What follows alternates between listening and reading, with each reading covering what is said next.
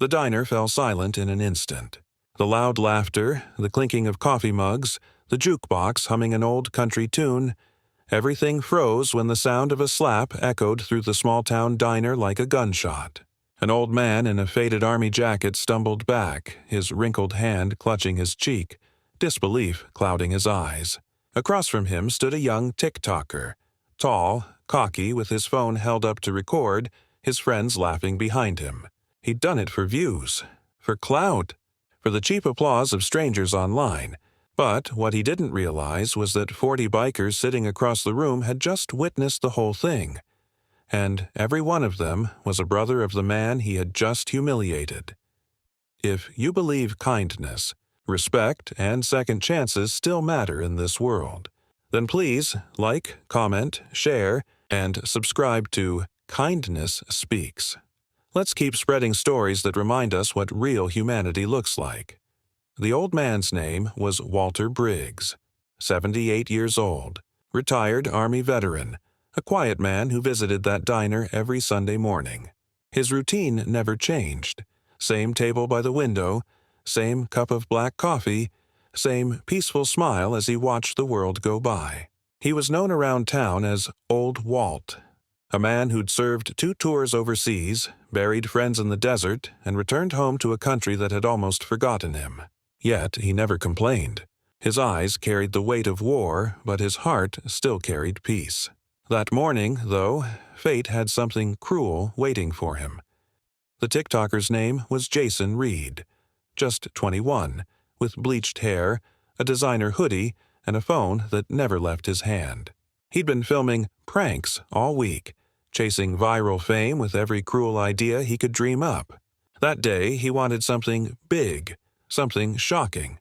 When he saw Walter sitting alone, he grinned. The caption he imagined flashed in his mind before he even hit record. Slapping a random old man. Wait for his reaction. He walked up with fake swagger, his camera facing him, pretending to greet Walter, and then, without warning, struck him across the face. The room went silent. The phone slipped from Jason's hand. Walter didn't speak. He just stood there, trembling slightly, a mixture of shock and heartbreak clouding his gentle blue eyes. The sound of chairs scraping the floor filled the room next, deep voices murmuring, boots shifting. The group of bikers at the far end, men with leather vests, tattoos, long beards, and quiet eyes, slowly rose from their seats. At the head of the group stood a massive man named Hunter Cole, president of the Iron Brotherhood Riders. He was 6'4", with weathered skin and the calm authority of someone who'd seen more than most people could imagine. Hunter looked from Walter to the TikToker, then down at the phone recording on the floor. He didn't yell. He didn't threaten. He just said, in a low, steady voice, "Turn that damn camera off." And the whole room obeyed. Jason's friends slipped out the door, their laughter gone, replaced by shame and fear. Jason himself looked around, realizing too late that he'd walked into the wrong crowd. The bikers surrounded Walter, not Jason, first. Hunter placed a steady hand on the old man's shoulder and said, "You all right, brother?" Walter nodded faintly, trying to brush it off. "I'm fine," he whispered, his pride keeping his tears back. But Hunter saw it. The quiet pain, the humiliation, the kind of hurt that cuts deeper than a slap ever could. Outside, the sky was overcast, the wind carrying the faint scent of rain. Jason tried to slip out the door, but Hunter stopped him with a glance. "We're not done," he said simply. The bikers followed him outside, their engines rumbling low as they stepped into the parking lot. Jason froze, trapped between his own guilt and their silent fury. But, instead of violence, what came next was something far more powerful, a lesson that would change his life forever. Hunter looked at the boy and said, "You think respect is something you earn from likes and shares? That man you hit, he fought so kids like you could stand here free. He watched his brothers die so you could play with that phone. You owe him more than an apology. You owe him humility." Jason looked down, his voice shaking. "I didn't mean—" But Hunter cut him off. "You meant to humiliate him. You meant to make people laugh. Well, now you're going to make it right." The bikers gathered around as Hunter told Jason to pick up his phone and hit record again. Jason hesitated, his face pale. "You're gonna record something else," Hunter said. "You're gonna record an apology. And you're gonna post it. The same way you posted that slap. But this time, the world's gonna see the truth." Jason turned on the camera, his hands trembling. Behind him, Walter stood silently, still holding his coffee cup, his eyes soft but firm. Jason spoke through tears. "This morning I did something cruel. I hit a man who didn't deserve it. I thought it was funny. I thought it would make people like me. But now I know it made me less of a man. Mr. Briggs, I'm sorry. You fought for people like me, and I disrespected you. I'll spend the rest of my life trying to make that right." When he finished, Hunter nodded toward the camera. "Now keep it rolling," he said. Then he turned to Walter. "You want us to do something about this kid?" Walter shook his head. "No," he said softly. "He's just lost. Maybe this'll help him find his way." And then, with a surprising calm, he reached out his hand. Jason hesitated, then shook it, tears spilling down his face. That handshake, simple and silent, spoke louder than any punishment ever could.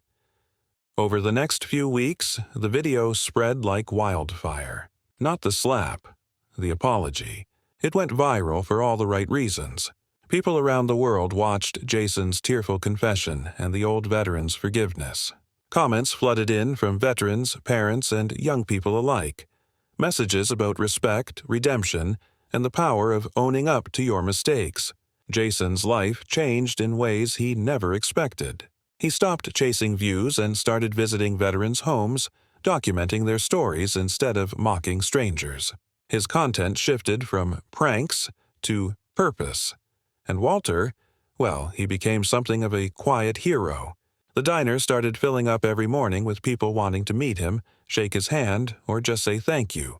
But Walter never saw himself that way. "I didn't do anything special," he'd say with a smile. "Just gave a kid a second chance. Lord knows we all need one now and then." Months later, on Veterans Day, something incredible happened. The Iron Brotherhood riders organized a parade through town. They invited Walter to ride with them, not as a passenger, but as their honorary leader. When he showed up, wearing his old army jacket, Jason was there too. This time behind a camera capturing every proud moment. As the bikes roared down Main Street, people waved flags, clapped, and shouted, "Thank you!" The sun broke through the clouds, shining on Walter's smiling face, and for a moment, it felt like the whole world had been reminded of something pure: respect, humility, and the power of forgiveness. That day, Jason uploaded one last clip, a montage of the parade with the caption, "This man taught me what real honor looks like." The video ended with Walter's words, his voice gentle but firm. "Be kind. You never know who's fighting a battle you can't see." If this story touched your heart, please like, share, and subscribe to Kindness Speaks. Let's keep reminding the world that compassion isn't weakness. It's strength. And before you scroll away, take a second to think. Who in your life deserves your respect, your apology, or your forgiveness? Special request. Comment below. What would you have done if you were in that diner that morning? Your thoughts might just inspire someone else to choose kindness today.